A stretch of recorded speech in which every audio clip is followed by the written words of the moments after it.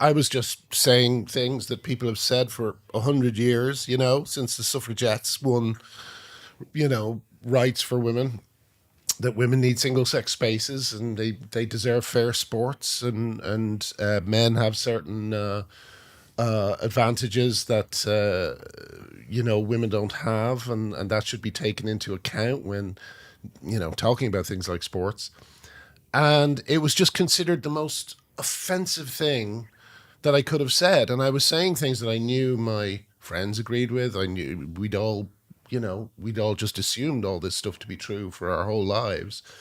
And yet, rather than kind of backing me up and saying, Graham isn't saying anything weird here, I was just kind of abandoned, And I would speak to people. I would just say, will you just say, just something along the lines of women deserve fair sports? And of course, it's not a mad opinion. And I absolutely refused. People would refuse. And it was like, I couldn't understand that. And it was only after being so completely monstered and frozen out of my business and or my comedy writing and so on, that I kind of realized no one was coming along, So in the end, I had to write a freaking book to explain my position, because it's so often misinterpreted or deliberately misconstrued. I'm fond of saying this because it's so extraordinary to me. 75 plus hit pieces written about me by Pink News, and it's just an attempt to destroy my reputation, because I don't agree with what I think is a very regressive, homophobic, and most of all misogynistic set of beliefs. Man. Speaking to you just before off camera, I mean, the first thing that you just said to me was, I got a round of applause. I hope you don't mind me saying, I got a round of applause. I need to message my mum. It's meeting you. It's standing ovation. No, but it's instantly clear that this has been a really turbulent time for you, and that you're incredibly it's still very raw for you. You're very emotional about it. Yeah, it's sometimes, and also, because of the stress of when your book comes out, I'm not sleeping great at the moment, so you get a bit emotional and weepy, and I have to guard against it, because otherwise I'll be doing it all the time, But yeah, it makes me emotional, and I'm extremely moved when, as happened at the interview today, people stood up for me. It means the world, and most of the day is spent reading about what a terrible monster I am. So when something like that happens, yeah, it's very special. My mum will be delighted. What is it like for your mum? Because I know from experience that when you start getting into these things, one's mum starts clipping the things, and it's all very exciting. You were a national icon. She wouldn't be clipping any of the things that have been said recently about me. Yeah, no, it was tough. It's been tough on them. They don't understand it. And you try and say to them, they're literally saying that men who have a penis are lesbians. Yeah, and the UN said that. What? The UN said that. Yeah, it's homophobic. It's homophobic.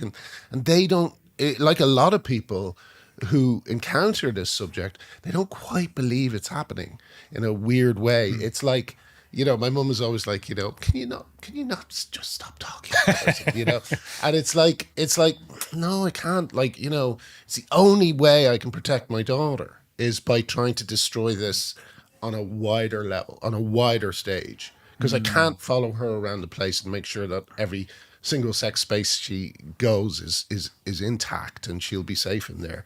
So you have to address it on a wider level so that, girls like my daughter will be safe, And yeah, so did that influence why you started speaking out, having your daughter? Definitely, yeah, definitely. I dedicated the book to my daughter because it's all for her, And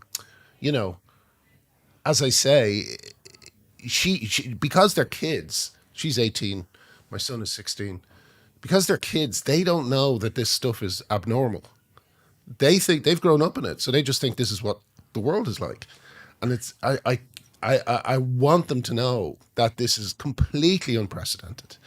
This has never happened before in history. There's never been such a concerted attempt to destroy the meaning of fundamental words like woman and man. You know, it is a assault on our sanity. You know, and that's what I kind of want them to know, that it's not the way the world works. It's just a kind of consequence of broadband.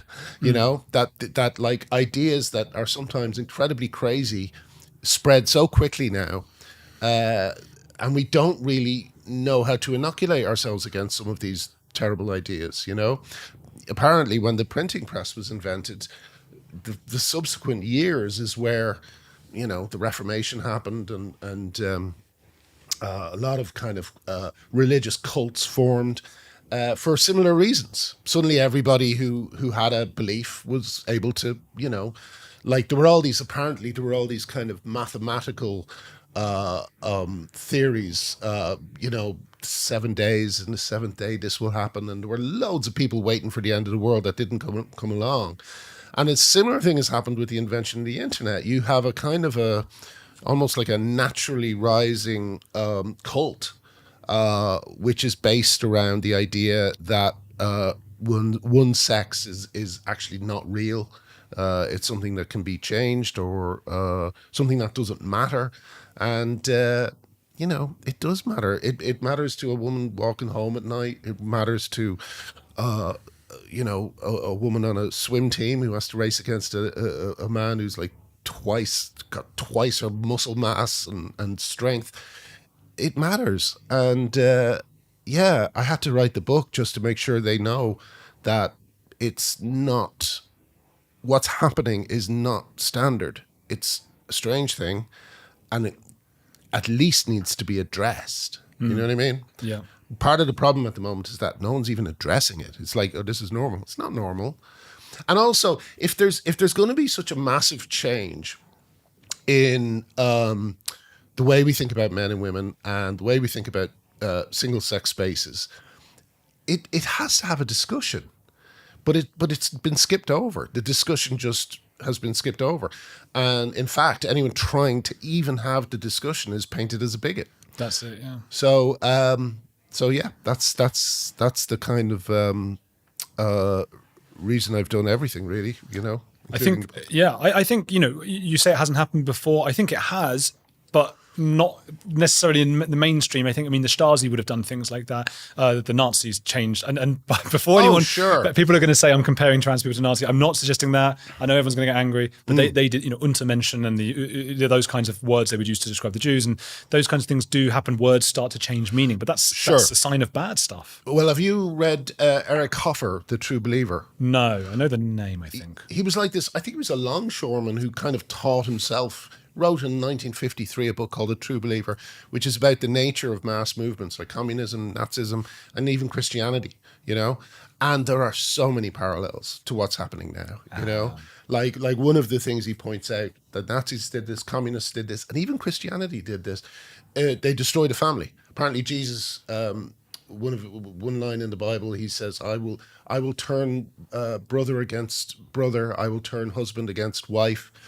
And what Hoffer says that means is basically Christianity, when it came along, it was enormously, you know, you would have these battles between people who, you know, were still believing in the old way of things, and Christianity, which came along like a broom and collected, you know, sorry, wrong metaphor, but collected all these people.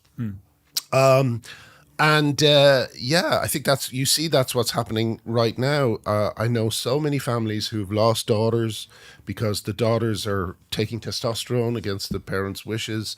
And, you know, you have these kids who are very vulnerable, and they're out in the street, you know, or they've cut off all contact